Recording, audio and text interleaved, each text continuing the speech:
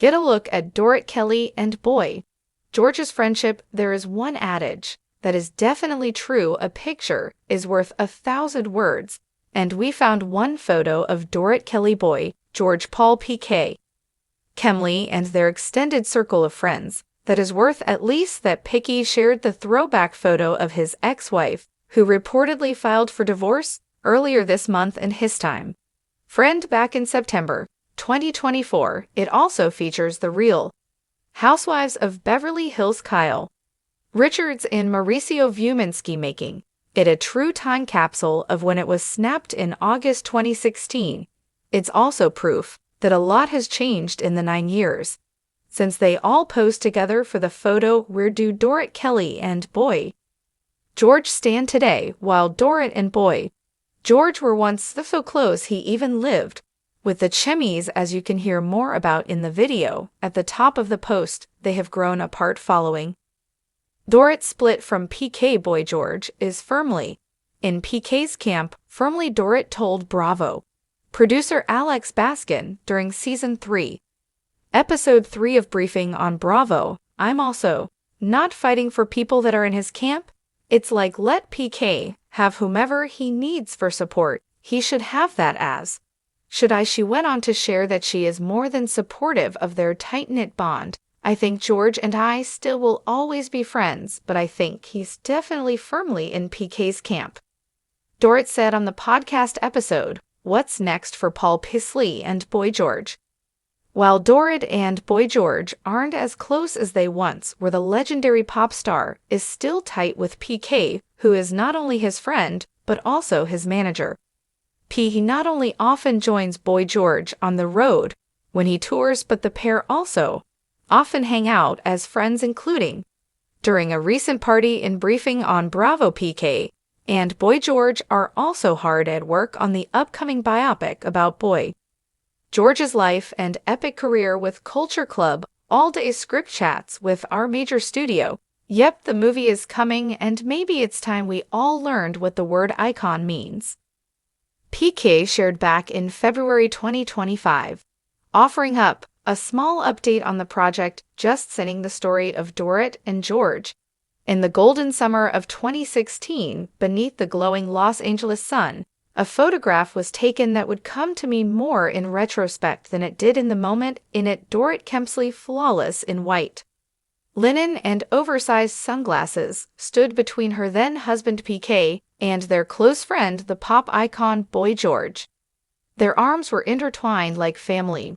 Behind them, Kyle Richards and Mauricio Vuminsky smiled like sentinels of reality TV royalty. It was a moment frozen in time, one of laughter, luxury, and layered friendships. That photo captured a life Dorit once described as effortlessly magical. She, PK, and George were inseparable, then sharing not just dinners and parties, but dreams, ambitions, and at times a home. Boy George had moved into the Kem mansion during one of his many extended stays in LA, escaping the grey chill of London and reveling in the absurd sunshine of Beverly Hills. What began as a casual invitation turned into months of shared breakfasts, late night songwriting sessions, and tearful, unfiltered hearts. I'd wake up, and there would be George already halfway through a pot of coffee composing lyrics on napkins, Dorit once recalled in an interview. "We laughed more in those months than I ever thought possible." To Dorit, George was more than a pop legend. He was her confidant, her spiritual advisor, and her gay best friend. Before the term became a reality TV cliché, he would critique her fashion with brutal honesty, advise her on scenes for real Housewives, and called her out when she lost sight of herself in the glitter of fame. Dorit, he'd say in his raspy London drawl, "You're not a handbag, stop acting like you're only as good as your label." She adored him for it, but time has a cruel way of editing relationships, sharpening some edges while blurring others. The house that Glam built in those early years, their house was a kaleidoscope of music and mischief. George would often host impromptu jam sessions in the living room, dragging in anyone nearby to sing backup vocals. Dorit would float in wearing a silk robe and heels, pretending to be annoyed but secretly delighted PK she'd shout. Sipping from a crystal glass, your friend has turned our foyer into a nightclub again, but she'd stay and sing always PK. Ever the producer loved it managing Boy. George wasn't just business, it was an adventure. A man like George didn't come with a schedule, he came with stories, songs, and sometimes scandal. PK thrived in that chaos the same way he once had in London's nightlife scene decades before. For a while the trio was untouchable. Dorit and George even joked they'd start their own reality show, the House of Kemsley and Culture. They brainstormed headlines over RHOBH, she's Couture, he's Culture. Together their chaos, but beneath the glamour, cracks began to form. The sound of silence. Things began to shift. PK's business dealings grew more intense, George's tours more frequent, and Dorit found herself increasingly alone in a house that once felt like a party. Her screen time on RHOBH grew, but so did the scrutiny. George, ever intuitive, noticed the tension first. You're not happy, he told her one evening after a particularly tense dinner. You're playing a role in your life. Dorit brushed it off, but the words lingered. The final blow didn't come in a scream, but a silence. George left for a European tour in late 2023 and didn't come back. Not to the house, not to Dorit. He still called PK, still texted from dressing rooms and backstage lounges, but his connection to Dorit thin like a fading melody. When news of the Killy separation broke in 2024, George didn't call Dorit Team PK. Dorit later described it as one of the most sobering realizations of her life.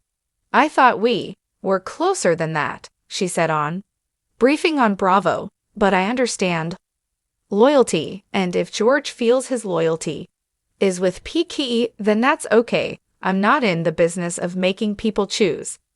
In truth, George hadn't so much chosen PK as he had defaulted to him. PK had been his manager, his advocate, his fellow Brit.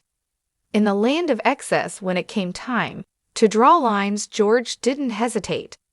Firmly in PK's camp, Dorit said, half laughing, half resigned. Still there was no bitterness in her voice, just a kind of wistful acceptance, as though she had placed their friendship in a velvet box, tied it with a ribbon, and stored it away on a high shelf, something precious, but no longer essential. The biopic in 2025.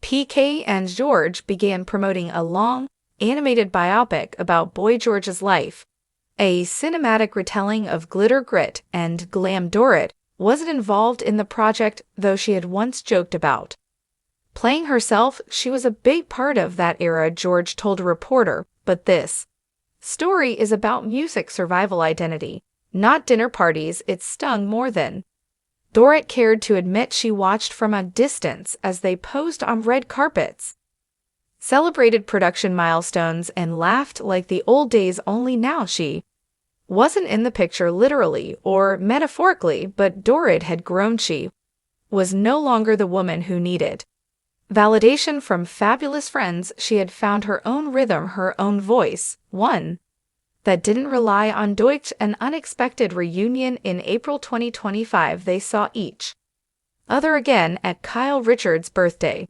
party of all places. Dora arrived late in a crimson gown that caught every light. George was already there, leaning dramatically against a marble bar, sipping something neon. Their eyes met. Across the room, there was no grand confrontation, just a quiet walk, a clink of glasses, and a brief hug. You look good, George, eyeing her from beneath his bowler hat. You too, still raiding Elton's closet, I see. Dora teased. They talked for 10 minutes about nothing, about everything. I always thought we'd grow old being ridiculous together, she admitted finally. We still might, George said, eyes soft, just not in the same house. Echoes of laughter in the months that followed. Dorit and George didn't rekindle their old friendship, but they also didn't avoid each other. They exchanged occasional texts. Dorit sent flowers to his mother. George sent a voice memo on her birthday singing a sincere half-parody rendition of Happy Birthday in full operatic vibrato. It wasn't the past, but it wasn't nothing. Dorit later reflected, "Some friendships are like songs you don't stop loving. Them just your songs as they're no longer on your playlist."